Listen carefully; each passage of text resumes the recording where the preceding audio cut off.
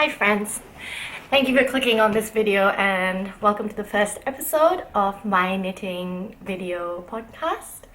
My name is Ira. I'm originally from Kathmandu, Nepal, and I'm coming to you now from Sydney, Australia, where I've been living for over a decade, so this is now home. I wanted to start a sort of video diary knitting podcast because I love knitting podcasts. I only watch knitting podcasts and true crime, and I really love talking about knitting. I love seeing what everyone's knitting, and I really enjoy that aspect, the social aspect of this craft that we all love, and I wanted to be a tiny part of it. A little bit about my knitting history. I think like a lot of us, I learned to knit in primary school when I was about 6 or 7, and I hated it. I made my grandmother do most of my projects, and she still can't believe like how much I like knitting, because she had to do all of my knitting. I picked it back up in 2019 after finishing uni and I had a little bit more free time.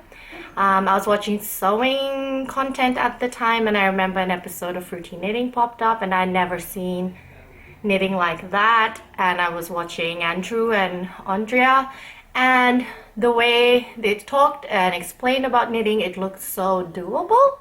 I was like, I can do that. Delusional.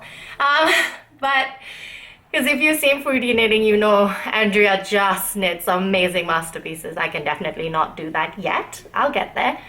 And as they say, it's been history for me. I definitely think that I was glad I had picked up knitting before lockdown, because oh my gosh, what were we even doing in lockdown without knitting? My content is probably going to follow, for the moment, the traditional knitting podcast format. I'll show you what I'm working on, anything I've finished, new acquisitions. There's a few of those. And in the future, hopefully, I hope to move into different types of knitting content. Probably not tutorials, but I'd love to sort of vlog any knitting events I go to, maybe a few guest appearances with my knitting friends and see what they're working on and stuff like that. Okay, let's get started with my finished projects. Don't know why I had a mind blank there. So my first finished project looks really weird off the body, but I'll show it to you anyways. Ta-da!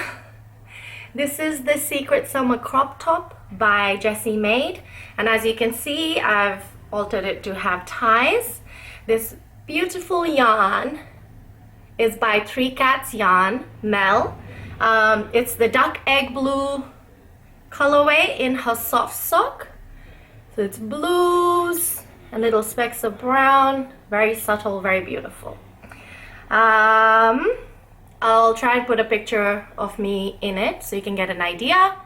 I'm about a 91 centimeter bust, so I'm, I would say medium average sized, and I used about 65 grams. So I still have about 35 grams left, which I've been told is enough to do a sock if I ever get into sock knitting. Okay. And then my second finished project is what I'm wearing. Whew, this project. This is the Botanical Yoke Pullover. I have knit it in Hull Super Soft Held Double in the colorway Almond.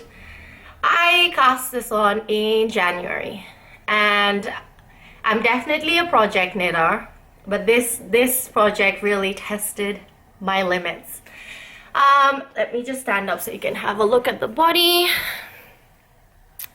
Yeah, it's a lot of ribbing. The sleeves were quite fun because they had increases. Those I got done in about a week each, which was quite fun. And then I procrastinated on the body for months. I would only take it to knitting meets, and I swear it was this long for about 3 months. Finally, I forced myself to work on the project a bit more. Then once I got to the yoke, these cables, this row here and this row here, is a 24 stitch cable. I had to use muscles I didn't know I had to do those. And then after that, it was pretty smooth sailing. I shortened the collar a little bit because in the actual pattern, the collar comes quite high up. And I also shortened the body of the sweater by maybe a couple of inches.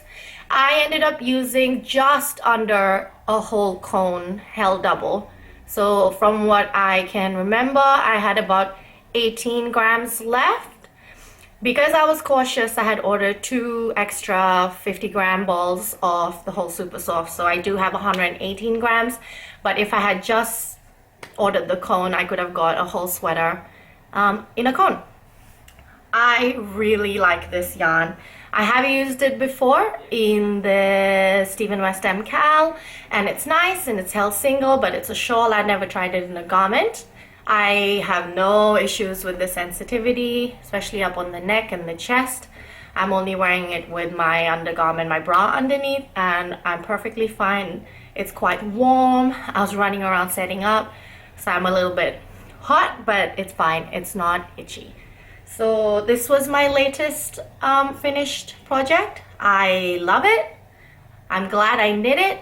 I will never, ever, ever, ever, ever knit another one. And that's just me because I just found it really, really boring. I have a friend, Magali, who's the Knit Yoka on Instagram. She's knit too, so clearly people enjoy the pattern, but it's just not for me. But I'm so glad I made it because it's absolutely gorgeous.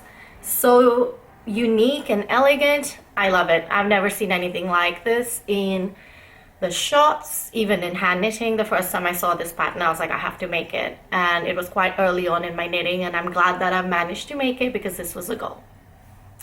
Those are my 2 finished projects. Now moving on to the whips. My first whip is the Purpurea sweater by Teti's Garden, Teti Lutsak. Oh, this pattern is gorgeous. I've got the back done and the front is not done, but I got a bit overdoing the cables for now, and so I've now started on the sleeve, which is just plain stockinette. I love the pattern, however I'm not feeling the yarn. Controversial. This is Newton in Firstina. I'm not a Newton patron. I actually got this off a D-stash for my birthday. I couldn't think of what I wanted. I wanted something that I didn't think I would buy. So my partner bought the yarn for me. I got the yarn because I wanted to try it out. I love how light it is. However, I'm finding it's definitely not next to skin soft for me. I haven't blocked it yet, so I am keeping an open mind, but I love the sweater so much that if I have to wear a turtleneck underneath it, I will. I don't know why I was like, oh, it'll make me slow down, you know, I'll really connect to my knitting. Turns out I don't like that. I find it really frustrating having to actively knit slower. I understand for some people it can be like more of a focus, like it clears your mind of other things, but I find it really frustrating. So unless after I block it, it's just the most gorgeous, amazing wool that is unbeatable, I do not foresee another Newton purchase / project in my future. There's a lot of unspun yarns coming out and people love it, but I just don't think it's for me. I do like rustic yarn, but this color is also quite scratchy, and I know it's different per color, so maybe the other ones are better. But for now, I'll just enjoy and appreciate the project I have, and that'll be the first and last one. Okay. My other whip is, of course, in the middle of a row. Hang on. This is the Cumulus Tea by Petite Knit. I'm knitting it in a confetti, multicolored net Tweedy yarn from Fiber Art Shed. I originally saw this yarn. This is also a recent purchase. I saw this yarn originally at the coastal pop-up in March, and I didn't buy it, and I regretted it. And then when it came back into stock, I ordered some immediately, and it's really, really fun. I think it just adds a little bit extra to what's basically a v-neck simple looking shirt.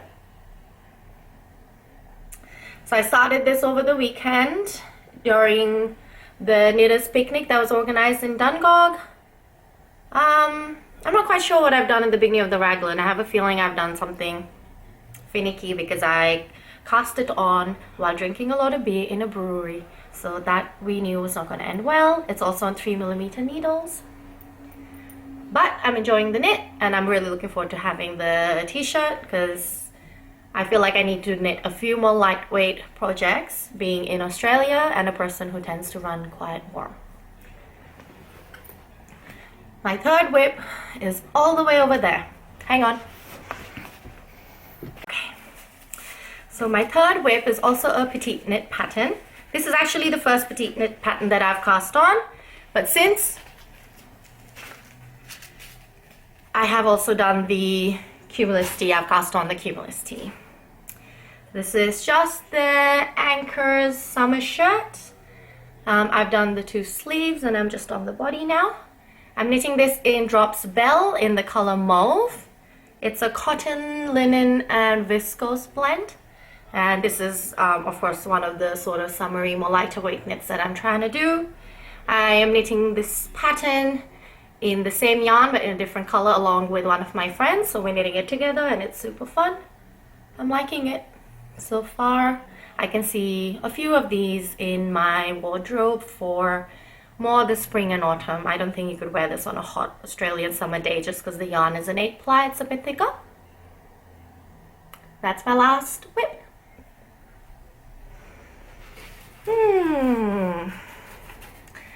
Now to the part of the podcast where we're going to spend 11 hours looking at how much money I spent.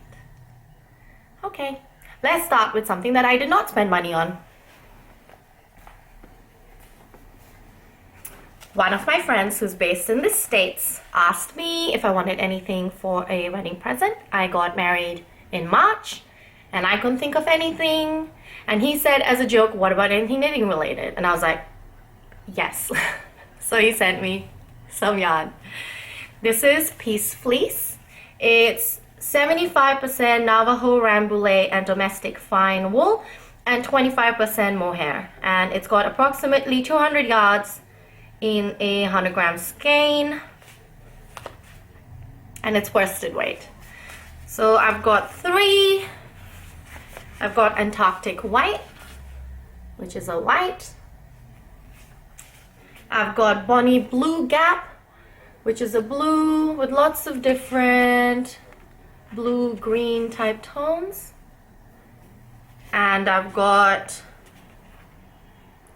Zaria Fog. I love this color.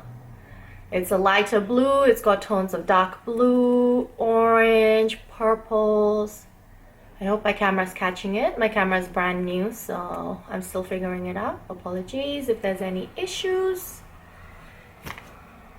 So I've got 3 of them. However, that's not enough for me to make the project I had in mind.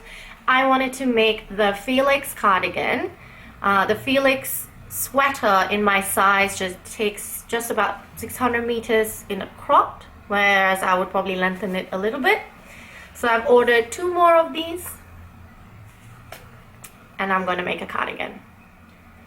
Related to this, I think I'm going to have a bit of yarn left over. I'm planning to sort of color block, have white button bands and maybe the collar and the cuff if I can get it. Sort of this on the bottom and majority of it being this color. So I'm going to have a little bit of leftovers. And when I was in Dungog on the weekend, I didn't go to the market day. The market was on Friday, but I had work, so I didn't want to leave work, not make money, and spend a lot more money at the market because I realized I have no self-control. But I looked around Hive and Gobbler, which is the shop in Dungog that organized the knitting picnic, and I found something that I thought sort of reminded me of this yarn, and I thought I could use with the leftovers to make a Felix pullover. So this is the Dewish by Studio Donegal, and this yarn has spinning oil in it. So this is the color chestnut. I got 2 of these, lots of beautiful tones. And this is the color Bailey's. I don't know why I thought it was barley. Bailey, which is a lighter beigey tone. And I got 1 of this. So I was thinking with the neutrals, I could use the leftovers. Ooh. Too much yarn to hold in one hand. I could use the leftovers to make a striped Felix pullover and make it as long as I can so I use up all of the wool. I personally think this is genius. But I also had to spend money that I wasn't planning to, but that's alright. This yarn contains spinning oil, and so does the host when it first comes in. But this one's really slick. Like after I touch it, I feel like I can feel it in my fingers, which I don't have a lot of like textural like sensitivity issues, but turns out this. So I think I might have to either try and wash the yarn before I use it or wear gloves when I knit it. I hate how my fingers feel after I touch it, so it's a beautiful yarn. Okay, I would buy more. It's just a thing I wasn't expecting. The other thing I bought in Dungog was apologies for the crinkling, was some buttons. I think, are they metal or stone? I don't know. Any chance of it focusing? Okay, maybe I'll insert a picture. I got 8 of them to go with the Felix cardigan because I don't know how many I'm going to need for the length that I'm planning to make. Better to have extra than be under. Okay. Bendigo Woolen Mills recently discontinued their Rustic and Tweed line, which turns out was a limited edition line anyways, but I'm very upset because I'm a big fan of non-superwash yarn and I love the Rustic line, and I hadn't even tried the Tweed line, but it was just one of those things that I was like, oh, Bendigo's always around, I want to try this, I want to try that, and I sort of put it on the back burner, and then they ended up discontinuing it, so I panic bought a lot of Bendigo. Okay. This is the Bloom in red ochre. I got this to hold with some brown yarn I have to make Arboreal by Jen Steingass, one of those colorwork sweaters, and I want this to be the yoke color with lots of fun little red and orange and burgundy tones. This was just something I had to get from Bendigo anyways, but the panic orders are now coming up. This is the Rustic 4-ply in the color Hermitage. Oh, beautiful. Maybe here. So I got a sweater quantity of these, and I'm planning to knit the Daffodil sweater by Marie Wallen, which is a 4-ply cable sweater. Then this is Rustic in 8-ply in the color Bellflower, which is this beautiful gray, dusty pink, mauvey color. I have a sweater quantity of this. I think I'm going to make the classic sweater by Espastrico because I just want a cozy, comfy, simple, comfortable sweater in this because I love the yarn and I just want to have a relaxed fit sweater. I actually don't have too many of those because I love knitting intricate stuff and lots of different techniques. So just a comfy sweater. And I also I like pink. I also got this 8-ply Bendigo Tweed in Old Rose. This one is 75% wool, 15% net fiber, and 10% bamboo. And this is the color. It has sort of beigey browny tweed throughout it, but not very strong. I have a sweater quantity of this as well. I don't know what I want to make yet. I love some of the colorwork yarn, colorwork patterns from Teti. And I think with this and some leftover white I would love to make one of the floral ones, but I'm open to suggestions, ideas, and something new that catches my fancy. And my last acquisition. One of my knitting friends, Jaslyn, was doing a little de-stash, and she had this Lana Gatto Perlata. Oh my god, you guys are going to see how bad my pronunciation is. Sometimes when the camera comes like on me, and because I've lived in a couple of countries, weird accents start coming out of my mouth, so this is going to be bad. Okay. Perlata de Australia. Okay. In the color, it doesn't have a name. This is the color. This gorgeous, warm autumn tones. I have 5 of these, which is just over 1,000 meters, and Jazz was de-stashing it because she didn't think the color suited her. And I love warm autumn tones, so I snippy snapped them off her. We also went for cake and coffee and knitting, so that was fun. Any more yarn you don't want, Jazz, send them my way. So I have 5 of these. I don't have a particular pattern in mind. I was thinking a short sleeve sweater, because this is a light fingering weight, a short sleeve sweater with maybe some sort of textural yoke. Though I saw on Selma of Little Big Knits, one of her latest episodes, she was wearing this anchor strict pattern called Eek, with like a low square neck with ribbing, and it's short sleeve, like a short sleeve sweater t-shirt type, and I really like that pattern. So I think this might become that. Okay, that is all of my money spent on yarn, and that's all the projects I've been working on. Hopefully it wasn't too rushed. I'm very nervous, and it's my first one, but I hope that you guys enjoyed what you saw. Please leave any comments, any feedback for the podcast.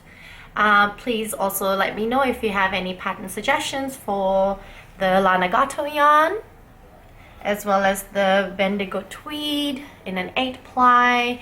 Let me know what your favorite patterns are. I'm open to having a look and discovering some new things.